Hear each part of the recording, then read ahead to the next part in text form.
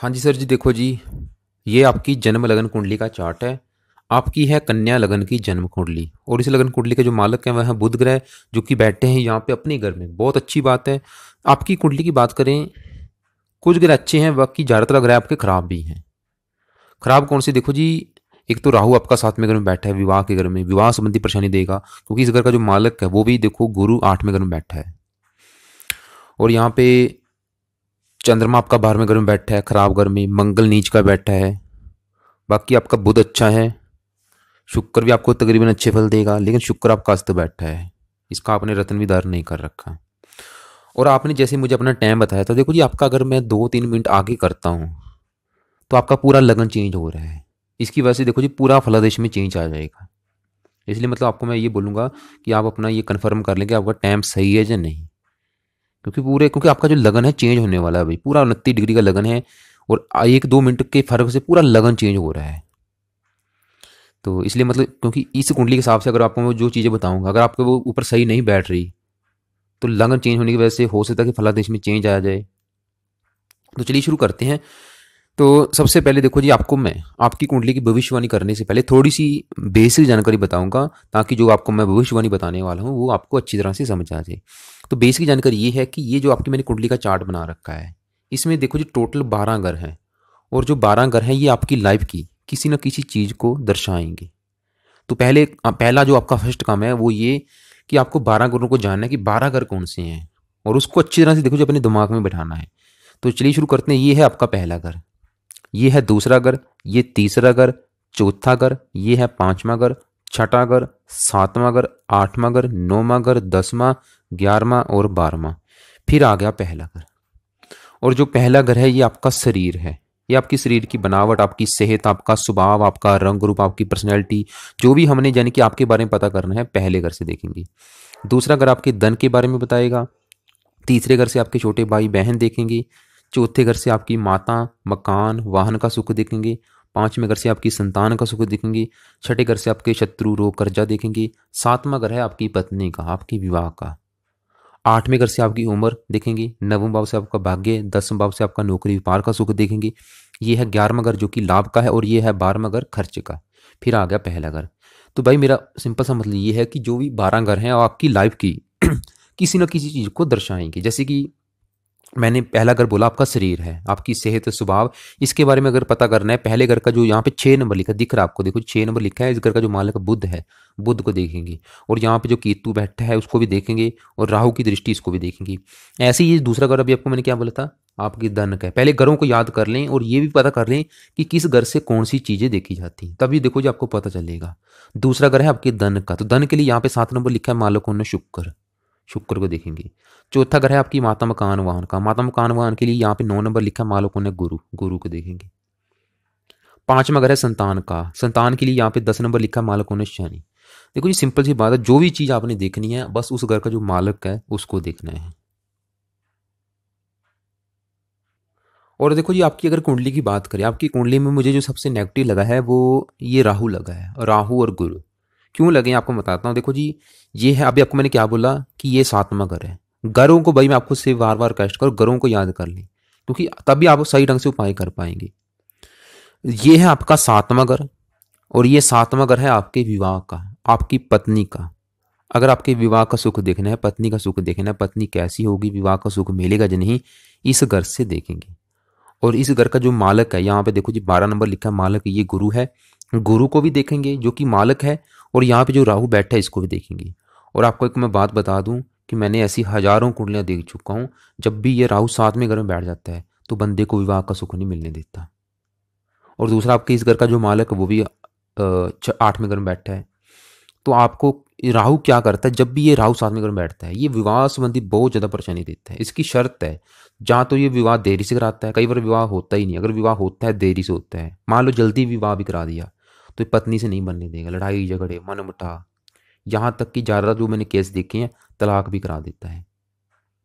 और आपकी कुंडली के हिसाब से काफ़ी मात्रा में तलाक के योग बने हुए हैं। उसके दो कारण हैं।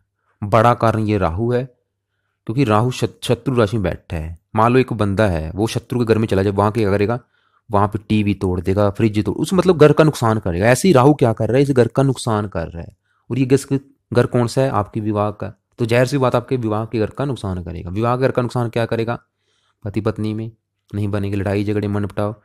और काफ़ी, क्योंकि ये राहु तलाक का कारक है, ये यहाँ से तलाक भी देखा जाता है, तो काफ़ी मात्रा में तलाक के भी योग बने हुए हैं। वैसे सही फलादेश के लिए आपकी और आपकी पत्नी की कुंडली देखनी पड़ेगी। क्या पता उनकी कुंडली में तलाक के योग ना हो, लेकिन आपकी कुंडली हिसाब से लग रहा है। जरूरी नहीं है देखो जी तलाक हो, जहाँ दूसरी कोई परेशानी आ सकती है, जहाँ आपको मतलब पत्नी से दूर जाना पड़े, पत्नी सब आपको पत्नी का प्रेम ना मिल पाए। वैसे तलाक के योग काफ़ी बने हुए हैं।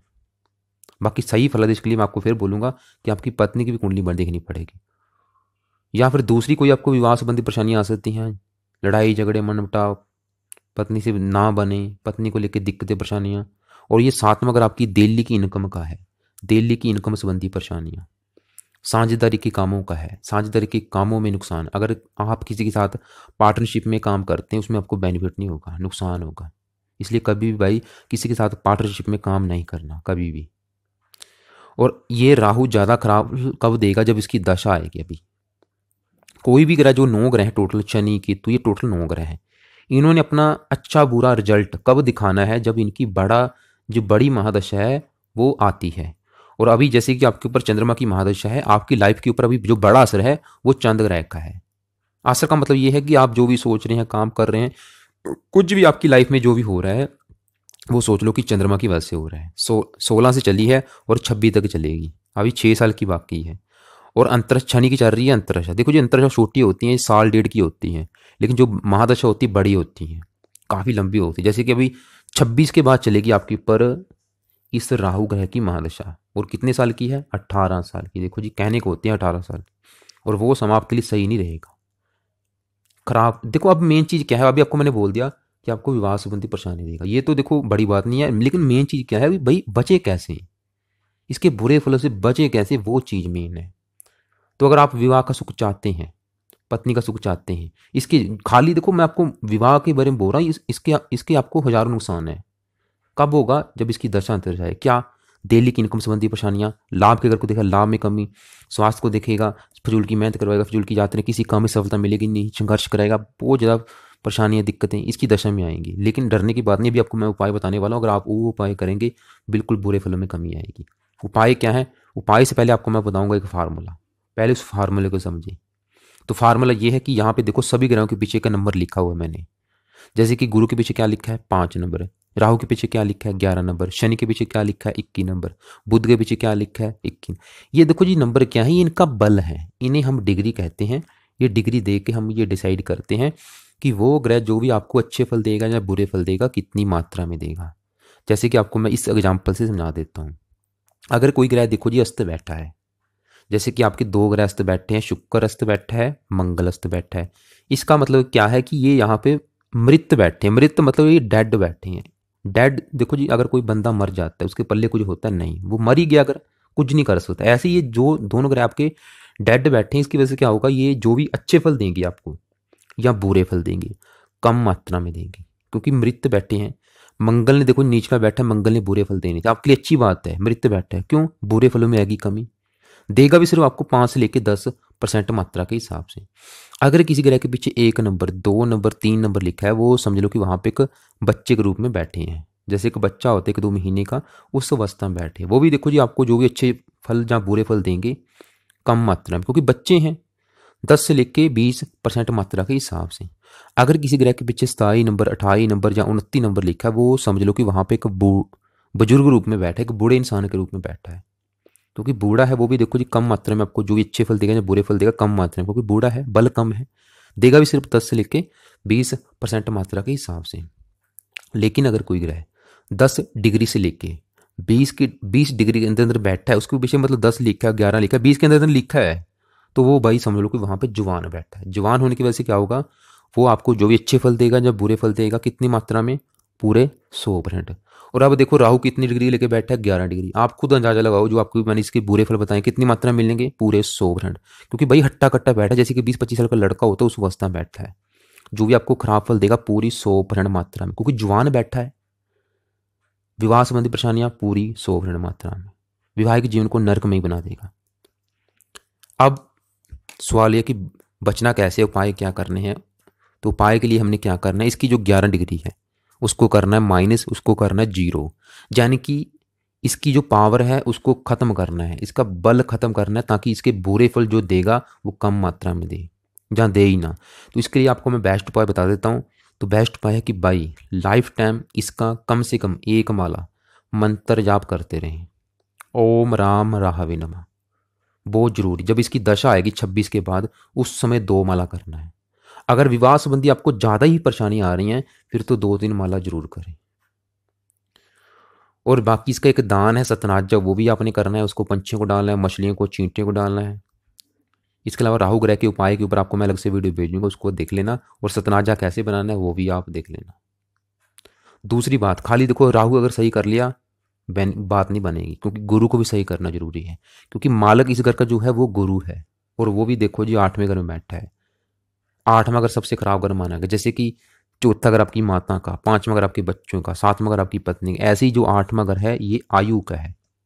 आयु, मृत्यु, कष्ट, लंबी बीमारी, दुर्घटना, गुप्त रोग, गुप्त विद्या। वैसे गुरु यहाँ पे अच्छे फल भी जरूर देगा, लेकिन खराब फल भी जरूर देगा। अच्छे फल क्या देगा, गुरु जब भी 8वें घर में बैठ जाता है बंदी की उम्र को लंबा कर देता है, आयु आपकी लंबी कर देगा। लेकिन खराब फल क्या देगा, 2 घरों का मालक है, एक तो विवाह के घर का मालक है, तो विवाह विलंब योग बना है, विवाह संबंधी परेशानियां कन्फर्म है। दूसरा, चौथे घर का मालक है, जैसे कि 7वां घर आपकी पत्नी है, ऐसी भाई ये जो चौथा घर है ये आपकी माता का है। आपकी माता, मकान, वाहन, भूमि, जमीन, जायदाद, नौकर चाकर, घरेलू सुख, घर का वातावरण, घर की जरूरतें अगर देखनी है इस घर से देखेंगे। और इस घर का मालिक कौन है, गुरु, यानी कि गुरु को देखेंगे। गुरु कहाँ बैठा, 8वें घर में। तो यहाँ पे सुखहीन युग बना है, जिसकी वजह से क्या होगा, आपको माता, मकान, वाहन, भूमि, जमीन, जायदाद, घरेलू सुख, घर का वातावरण, इनको लेके कोई ना कोई दिक्कतें परेशानियां जरूर आएंगी। वो किसी भी प्रकार की हो सकती हैं, क्योंकि ये माता के सुख में कमी करेगा। माता के सुख में कमी किसी भी प्रकार की हो सकती है, मैं कन्फर्म नहीं हूँ कौन सी कमी होगी, वो किसी भी प्रकार की हो सकती है। जहाँ हो सकता है कि माता आपकी बीमार हो, या माता से कम बने, या माता से आपको दूर जाना पड़े, या माता का जीवन संघर्ष में ही हो। मकान वाहन के सुख में भी ऐसी कमी है, वो भी किसी प्रकार की हो सकती है। अगर आपको लग रहा है कि ये परेशानियां आ रही हैं, वैसे अच्छी बात क्या है कि बुध इस घर को देख रहा है, बुध की जो 7वीं दृष्टि है इस घर के ऊपर पड़ेगी, वो अच्छा करेगा इस घर के लिए, मकान वाहन का सुख आपको देगा। लेकिन फिर भी वैसे गुरु की भी दृष्टि पड़ रही है, फिर भी कोई ना कोई दिक्कत परेशानी जरूर आएंगे। फिर भी आपको मैं क्या कहूँगा, क्योंकि विवाह के घर का भी मालिक है देखो जी, इसलिए इस ग्रह का भी लाइफ टाइम मंत्र जाप जरूर करें, कम से कम 1 माला ओम ब्रह्म बृहस्पति नमः। नियम बना ले कि सुबह के टाइम गुरु ग्रह का 1 माला करना ही करना है, और राहु का रात के समय करना ही करना है।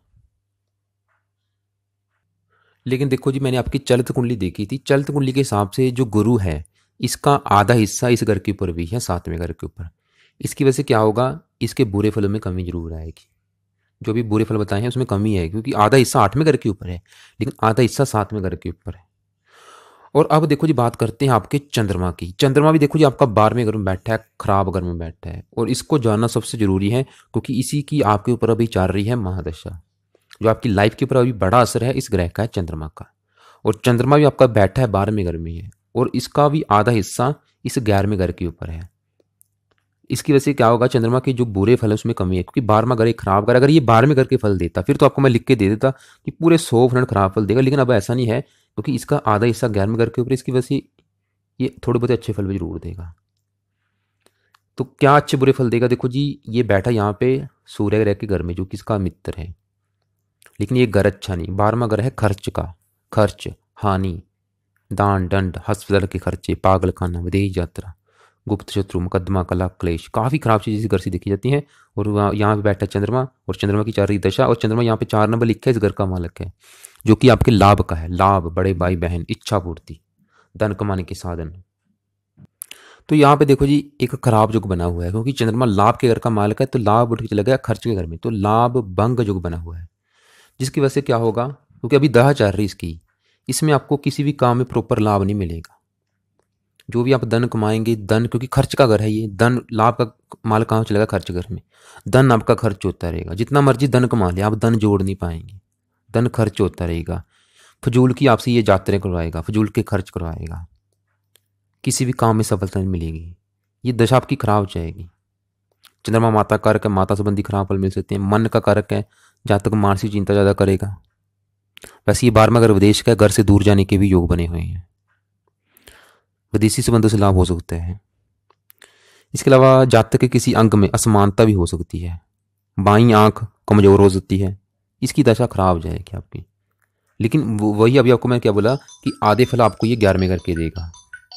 देखो जी, मेरा सिंपल सा कहने का मतलब ये है कि ये जो चंद्रमा है ये आपको अच्छे फल तो देगा नहीं, थोड़े बहुत अच्छे फल जरूर देगा, लेकिन हाँ, अगर आप चाहते हैं कि बिल्कुल आपको 100% अच्छे फल मिले तो आप भाई इसका मंत्र जाप जरूर करो। इसका तो कम से कम 2-3 माला आपको सुबह के टाइम मंत्र जाप करना लाजमी है। और इसके मंत्रों को सिद्ध करो। मंत्र सिद्ध कैसे होते हैं वो आपको मैं वीडियो भेज दूंगा। ओम सोम समाय नमः, इस मंत्र का जाप करना बहुत ज़्यादा लाजमी है, क्योंकि अभी इसकी आपके ऊपर कम से कम 6 साल की देखो जी अभी महादशा बाकी है। आगे बात करते हैं आपका। देखो जी, बुध ग्रह मुझे बहुत अच्छा लगा है। ये तो आपको मतलब अगर कहूँ तो 100% अच्छे फल देगा, क्योंकि बुध देखो जी आपका यहाँ पे अपने खुद के घर में बैठा है। 3 नंबर लिखा है, ये है मिथुन राशि और अपने खुद के घर में बैठा है। बहुत अच्छी बात है। यहाँ पे बद्दर योग बना हुआ है जो कि एक पंच महापुरुष योगों में से उत्तम योग है। और बुध यहाँ पे 6 नंबर लिखा है, इसे पहले घर का भी मालिक है, दोनों घरों का मालिक है। पहला घर है आपका शरीर, आपकी सेहत, आपका स्वभाव, रंग रूप, पर्सनैलिटी, अगर इसके बारे में पता करना है बुध से। और बुध यहाँ पे 3 नंबर लिखा है, इस 10वें भाव का भी मालिक है। 10वां भाव है आपकी नौकरी व्यापार का, काम का जगह। और अगर आप बुध से जुड़ा कोई काम करते हैं उसमें आपको ज़्यादा बेनिफिट होगा। बुध के जुड़े काम कौन से काम हैं? देखो जी, बुध है वाणी का कारक। वाणी से रिलेटेड आप कोई भी काम कर सकते हैं, जैसे कि आप भाषण कला, वकालत का काम हो गया, या अध्यापन का काम हो गया, या फिर लिखने का कोई काम हो गया, जैसे कि लेखन, प्रकाशन, पत्राचार, अध्यापन, कंप्यूटर का काम हो गया, इंजीनियरिंग होगी, वकालत, डॉक्टरी, कपड़ों का काम हो गया, वो भी इसका काम है। इसके अलावा गणित, कॉमर्स, लेखाकार, बैंकिंग, क्लर्क, फैशन डिजाइनिंग, डाक तार, रेलवे कर्मचारी, समाचार पत्र, इनकम टैक्स, शेयर बाजार, ये बुध के जुड़े काम हैं। कंप्यूटर का कोई काम हो गया, इन कामों में से आपको बहुत ज़्यादा सफलता मिलेगी, क्योंकि बैठा भी पूरा 26 डिग्री का पूरा जवान बैठा है। या फिर आप कोई दूसरा काम करते हैं, कोई कर्म के भाव में बैठा है, काम काज के लिए अच्छा है, और ये चौथे घर को देखेगा, मकान वान का सुख अच्छा देगा आपको। इसकी दशा बहुत अच्छी जाएगी बुध की। आगे बात करते हैं यहाँ पे आपके शनि ग्रह की। शनि आपका बैठा है तीसरे घर में, ये है आपके छोटे भाई बहनों का घर। और ऐसी देखो जी, मैंने काफ़ी कुंडलें देखी हैं, शनि आपका तीसरे घर में बैठा है तो आपके छोटे भाई बहनों के लिए शनि की ये स्थिति अच्छी नहीं है। जहाँ तो शनि आपके छोटे भाई बहन होंगे ही नहीं, अगर होंगे तो उनसे आपकी कम बनेगी। छोटे भाई के लिए शनि की ये स्थिति घातक है। इसके अलावा शनि वैसे अच्छे फल देगा, क्योंकि तीसरा घर मेहनत का है, साहस का है, आपको मेहनती बनाएगा, साहसी बनाएगा, हिम्मत वाला बनाएगा। और शनि यहाँ पे 10 नंबर लिखा, ये 5वें घर का मालिक है जो कि संतान का है। और शनि यहाँ से तीसरी दृष्टि अपने घर के ऊपर पड़ेगी तो संतान के लिए अच्छा है, संतान का सुख आपको अच्छा मिलेगा। संतान का सुख अच्छा है, संतान के लिए अच्छा है। संतान भी आपकी काफ़ी मेहनती होगी, क्योंकि संतान उठ के चलेगी मेहनत के घर में शनि। इसके अलावा वैसे आपको, क्योंकि पंचमेश है, योगकारक भी है, लेकिन छठे घर का भी इसे दोष लगेगा। इसकी भी दशा अच्छी जाएगी, वैसे खराब फल ज़्यादा नहीं देगा आपको। 7वीं दृष्टि पड़ेगी 9वें भाव के ऊपर जो कि मित्र राशि है। भाग्य युद्ध भी करेगा आपको, ये देश विदेश की यात्रा भी करवाएगा आपसे। तो वैसे आमदन के साथ साथ खर्च भी बढ़ेंगे, क्योंकि शनि की 10वीं दृष्टि पड़ेगी 12वें घर के ऊपर, खर्च के घर के ऊपर। और अभी चल रही है आपके ऊपर शनि की अंतरदशा, तो इसलिए मैं कहूँगा कि शनि ग्रह का भी एक माला रात के समय मंत्र जाप जरूर करें, क्योंकि बड़ा असर तो आपके ऊपर चंद्रमा का है, छोटा असर है शनि ग्रह का। दोनों की इनका मंत्र जाप करना बहुत जरूरी है आपको। तो आगे बात करते हैं यहाँ पे। देखो जी, आपके 3 ग्रह बैठे हैं, मंगल, सूर्य और शुक्र। पहले आपको मैं यहाँ पे बता देता हूँ कि जो ये ग्रह अस्त बैठे हैं, अस्त का मतलब क्या होता है। आपको यहाँ पे दिख रहा है सूर्य ग्रह बैठा है, और आपको पता है जो हमारा सूर्य ग्रह है ऑर्बिट का एक ऐसा ग्रह है, उसमें देखो जी कितनी गर्मी है, क्योंकि एक अग्नि का गोला है वो। इसकी वजह से क्या होता है, कोई भी ग्रह जब उसके नज़दीक चला जाता है तो उसकी गर्मी को सहन नहीं कर पाता और वो वहाँ पे अस्त हो जाते हैं। अस्त मतलब वो वहाँ पे मृत हो जाते हैं। तो दोनों ग्रह आपके मृत बैठे हैं। मंगल आपका चलो अस्त बैठा, अच्छी बात है, क्योंकि नीच का बैठा है, और ये है लाभ का घर। लाभ मतलब आपको किसी भी काम में कभी लाभ नहीं मिलने देगा। ये मंगल हमेशा लाभ में कमी आएगी, जो भी इच्छाएं आपकी पूरी नहीं होने देगा, मित्रों से धोखा मिल सकता है। इसकी दशा खराब हो जाएगी, जब भी आएगी वैसी दशा इसकी निकल चुकी है मंगल की। माफ करना, इसकी देखो जी अभी देखो आपके ऊपर चल रही है चंद्रमा की महादशा 26 तक। 26 के बाद जैसे कि मैंने बोला था कि राहु की महादशा आएगी, नहीं, चंद्रमा 26 के बाद आएगी आपके ऊपर मंगल की महादशा।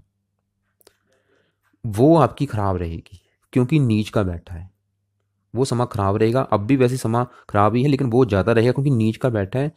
तो मंगल के, लेकिन ऐसा नहीं है, देखो जी मैं आपको बता चुका हूँ कि कोई भी ग्रह जितना मर्जी खराब बैठा हो, क्योंकि शास्त्रों में उसका भी हल है कि उसके हल क्या है कि उन ग्रहों की अगर आप मंत्र जाप करते हो, तो इसलिए भाई आपको मैं ये कहूँगा, मंगल क्योंकि नीच का बैठा है लाभ के घर में, तो धनी बनाने धन संबंधी आपको परेशानी देखो कि देखो, ये दूसरा घर है धन कमाने का, ये है धन कमाने, ये धन जोड़ने का है, ये धन कमाने का है। तो धन कमाने के घर में नीच का बैठा है और सूर्य भी यहाँ पे बैठा है, जिस क्योंकि सूर्य यहाँ पे छठे घर 12वें घर का मालक है, हानि का मालक है, हानि खर्च उठ के चलेंगे लाभ के घर में, तो लाभ में कमी करेंगे, लाभ में हानि होगी, प्रॉपर लाभ नहीं मिल पाएगा इन दोनों की वजह से। शुक्र ने अच्छे फल देने हैं यहाँ पे, शुक्र क्या अच्छे फल देगा, शुक्र यहाँ पे 2 नंबर लिखा है, 7 नंबर लिखा है, इन दोनों घरों का मालक है। 7 नंबर वाला है आपका दूसरा घर जो कि धन का है। अगर आपकी धन की स्थिति देखनी है इस घर से देखेंगे, परिवार का सुख इस घर से, वाणी इस घर से, और भाग्य का मालक कौन है, शुक्र है, दोनों घरों का मालक यानी कि शुक्र है। और देखो अच्छा का योग बना हुआ यहाँ पे, धन उठ के चला गया लाभ के घर में, धन लाभ, अच्छा योग बना धन लाभ, यानी कि शुक्र आपको बहुत ज़्यादा धनी बनाएगा, कभी धन की कमी नहीं रहेगी, जो भी इच्छाएं आपकी पूरी करेगा। भाग्य अच्छा, आपका भाग्य साथ देगा, धन कमाने के साधन कई होंगे आपके। लेकिन शुक्र देखो जी अस्त बैठा है, एक तो वैसे ही 3 डिग्री का बैठा है, जो आपको मैंने फार्मूला बताया था कि अगर कोई ग्रह 1 जो 3 डिग्री का होगा वो बच्चे के रूप में होगा, जो भी अच्छे बुरे फल देगा कितनी मात्रा में, कम मात्रा में। और दूसरा बैठा भी अस्त है, मृत बैठ गया, क्या अच्छे फल देगा, अभी जो आपको अच्छे फल बताए हैं नहीं मिलेंगे। तो मेरा कहने का मतलब ये है कि अगर आप धनी बनना चाहते हैं, धन कमाना चाहते हैं, धन कमाने के साधन बढ़ाना चाहते हैं, इस ग्रह को पावर दें। पावर कैसे देंगे, इसका बल बढ़ाएं, बल कैसे बढ़ेगा, 2 तरीकों से। एक तो आप इसका रत्न अच्छी क्वालिटी का धारण करें जो कि आपने नहीं कर रखा, या फिर अगर आपका बजट कम है तो आप खाली इसका मंत्र आप करें, मंत्रों के भी द्वारा इसका बल बढ़ेगा। तो अभी आपको मैं बता देता हूँ आपने क्या क्या करना है। एक तो देखो पहले मैं आपको शुक्र ग्रह के रत्न के बारे में बता देता हूँ कि इसको कैसे धारण करना है आपने। वैसे जो शुक्र ग्रह का रत्न है वो हीरा होता है, हीरा वैसे काफ़ी महंगा होता है। आप इसकी बजाय या तो ओपल रत्न दान करें या वाइट टोपाज रत्न, आपने इन्हें खरीद लेना है और इसे आपने सिर्फ चांदी में जड़वाना है। चांदी में जुड़वा के शुक्रवार के दिन दान करना है, सुबह के समय या 7:15 या 8:15 या 9:15 और राइट हैंड की इस लंबी फिंगर में दान करना है। और शुक्ल पक्ष जो पहला शुक्रवार आएगा उस दिन इसे दान करना है। दान करने से पहले एक बार कच्चे दूध में या गंगा जल में इसे धो लेना है। तो देखो जी इसके अलावा केतु जो आपका लग्न में बैठा है ये भी यहाँ पे आपको जरा अच्छे फल नहीं देगा, क्योंकि केतु भी एक पापी ग्रह है, आपके सर के ऊपर बैठा है, फजूल का आपसे जीवन में संघर्ष कराएगा। इसको भी शांत करें, इसके लिए क्या करें, एक तो एक बार इसके भी मंत्रों को सिद्ध करें, और इसके लिए एक सिंपल सा उपाय है कि आप कुत्ते को रोटी जरूर डाला करें। तो देखो जी ये था आपकी कुंडली का फलादेश। जैसे कि मैं आपको पहले स्टार्टिंग में क्या बोला था कि आपने जैसे मुझे अपना टाइम बोला था कि 55 है, लेकिन देखो जी अगर मैं 2-3 मिनट आगे करता हूँ तो पूरा लगन चेंज हो रहा है, इसकी वजह से फलादेश में चेंज आ सकता है। इसलिए आप ये कन्फर्म कर लें कि आपका जो टाइम है सही है या नहीं। बाकी अगर आपको लग रहा है कि विवाह संबंधी परेशानी आ रही है, फिर तो देखो जी कुंडली यही है आपकी, और आ रही है अगर, तो फिर मैं आपको बता चुका हूँ राहु ग्रह के मंत्रों को सिद्ध भी करना है, और इसका दान भी सतनाजा आपको बोला है, और गुरु ग्रह का मंत्र है इसका तो एक माला लाइफ टाइम जरूर करें, और चंद्रमा की भी महादशा है इसका भी जरूर करते रहें। बाकी आपके जो सवाल होंगे आप लिख लेना, फ़ोन करके आप मुझसे पूछ सकते हैं, और फ़ोन करने से पहले एक बार मुझे व्हाट्सएप करके आप जरूर पूछ लें। और इस वीडियो के अलावा आपको मैं कुछ अलग से वीडियो भेजूंगा, पहले उन सभी वीडियो को आप जरूर देख लेना।